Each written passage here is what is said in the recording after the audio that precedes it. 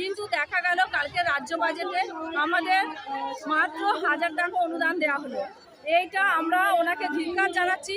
আমরা এই 1000 টাকা একেবারেই নিতে অনিচ্ছুক।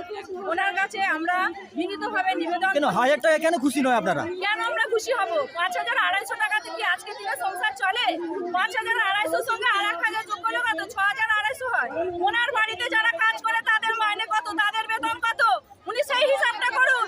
তারপর আমরা যে 24 ঘন্টা ডিউটি দিচ্ছি সেই ডিউটির তার পরিপ্রেক্ষিতে আমাদের কত টাকা পাওয়া উচিত? আমরা যে কাজ করি কাজের নিরিখে আমরা কত টাকা পাচ্ছি?